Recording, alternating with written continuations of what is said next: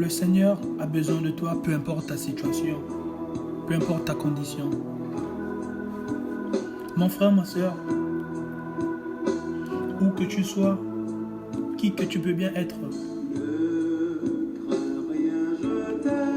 quoi que tu puisses bien faire en ce moment, j'ai une très bonne nouvelle à t'annoncer, quelque chose de bien à partager avec toi.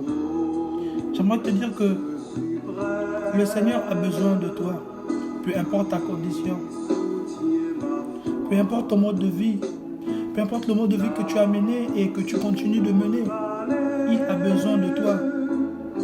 En lui, il n'y a point de triage, en lui, il n'y a point de parti pris. Mon frère, ma soeur, ne pense pas qu'à cause de ce que tu as eu à faire, que le Seigneur va t'abandonner. Ne pense pas à cause de ce que tu as eu à mener, le genre de vie que tu as mené dans ta vie, que le Seigneur va t'abandonner. Il est écrit, bien-aimé, dans les Saintes Écritures que « Venez à moi, vous tous qui êtes fatigués et chargés, je vous donnerai du repos. » Ne te déclare pas inutile aux yeux de l'Éternel. Bien-aimé, il est le Dieu d'amour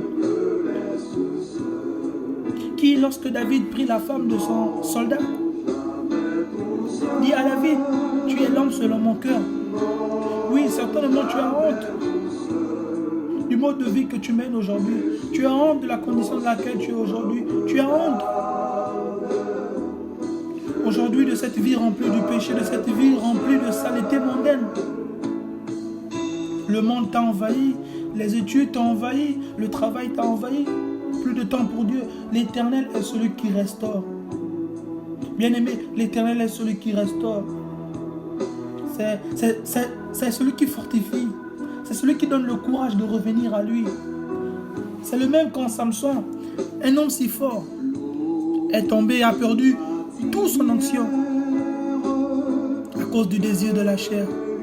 C'est celui qui relèvera Samson et le restaurera à nouveau. À cause de cette alliance inconditionnelle qu'il y avait entre Samson et Dieu. Mon frère, ma soeur, tu n'es pas différent de Samson. Tu n'es pas non plus différent de David. Tu as aussi cette alliance inconditionnelle avec l'Éternel. Ne te néglige pas, ne te sous-estime pas non plus. Je ne sais pas par quoi tu passes. Je ne sais pas ce que tu subis en ce moment. Mais ce que je veux te dire, c'est que le Seigneur a besoin de toi. Peu importe ta condition. Il veut changer ta condition. Il veut changer tout mode de vie. Il ne veut pas que tu demeures la même personne. Il se peut qu'à cause de ta situation actuelle, plus personne ne te fait confiance, plus personne dans la famille, tes amis, tu ne signifies plus rien pour personne. Tu es désormais un sujet de moquerie. Mais laisse-moi te dire que ce même Dieu qu'il a fait pour ces hommes-là dans la Bible, il peut aussi le faire pour toi. De même, cette femme samaritaine, la prostituée, qui avait toujours été traitée de tous les noms. Plus personne ne pouvait croire en elle, plus personne ne pouvait lui faire confiance, plus personne, tellement son mode de vie était impur. Elle vivait tellement une mauvaise vie. Les gens ne pouvaient plus s'approcher d'elle, les gens ne pouvaient plus prendre attention d'elle.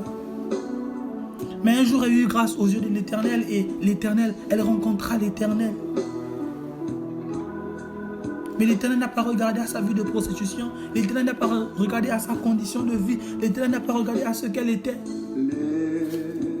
L'Éternel l'a acceptée de la manière dont elle était. L'Éternel n'a pas regardé à son mode de vie. L'Éternel n'a pas regardé à ce qu'elle était. L'Éternel n'a pas écouté ce que les gens ont dit d'elle. Bien-aimé, toi aussi, je ne sais pas ce que les gens ont dit de toi. Je ne sais pas ce que les gens ont dit de toi, bien-aimé. Je ne sais pas ce que les gens ont dit de toi, bien-aimé. Mais j'aimerais te dire que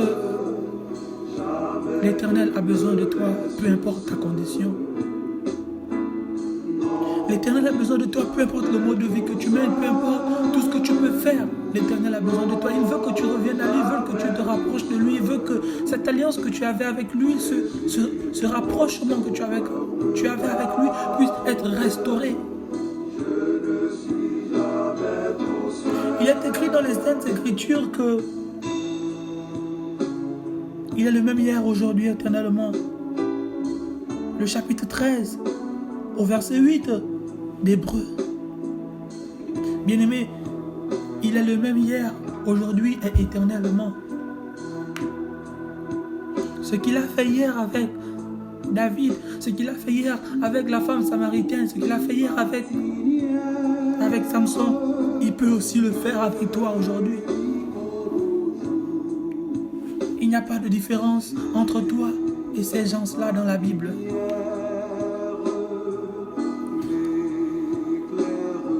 S'il a pu faire pour cette femme-là, il peut aussi le faire pour toi. Il peut aussi le faire pour ta vie. Il peut aussi le faire pour ta vie de délinquance, pour ta vie de mensonge, ta vie de vol, ta vie de tricherie et autres. Le Seigneur a besoin de toi. Il veut changer ton mode de vie. Il veut que tu l'appartiennes, que tu fasses désormais partie de son royaume.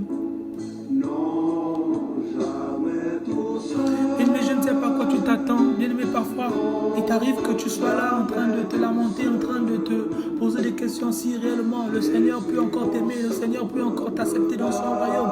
Mais bien-aimé, laisse-moi te dire ce matin, laisse-moi te dire aujourd'hui que c'est encore possible pour toi de revenir à l'éternel. C'est encore possible pour toi de revenir à l'éternel après cette vie cette vie dure que tu as menée, après cette mauvaise vie que tu as eu à mener. L'éternel peut encore t'accepter. Bien-aimé, tu n'es pas pire que cette femme samaritaine. Bien-aimé, elle a été lapidée, elle a été crachée par des gens parce que sa vie était tellement mauvaise. Mais quand l'Éternel lui a paru au puits, l'Éternel n'a pas regardé à son mode de vie, n'a pas regardé à tout ce qu'elle pouvait penser.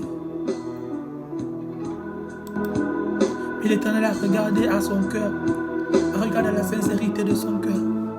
Il a regardé à son amour et à la miséricorde qu'il avait pour elle. C'est pourquoi, bien-aimé, je viens aussi te dire aujourd'hui que c'est ton temps aujourd'hui. Non, ne dis pas que j'attends le temps de Dieu, ne dis pas que ce n'est pas encore le moment.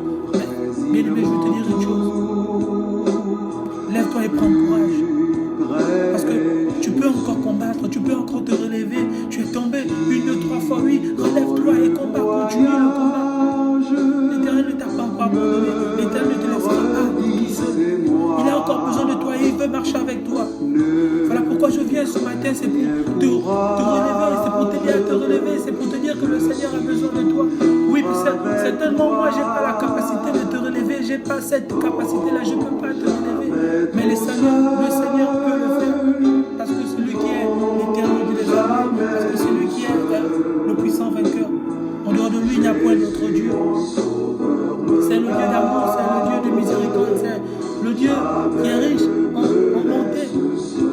Personne ne peut s'égaler à lui. Bien-aimé, reviens à l'Éternel, je ne sais pas. Certainement tu ne connais pas l'Éternel, certainement tu ne connais pas Dieu, mais c'est l'occasion pour toi, c'est le moment pour toi de le connaître. Certainement tu l'as connu, mais après tu l'as abandonné encore. Ce matin, il veut que tu reviennes à lui.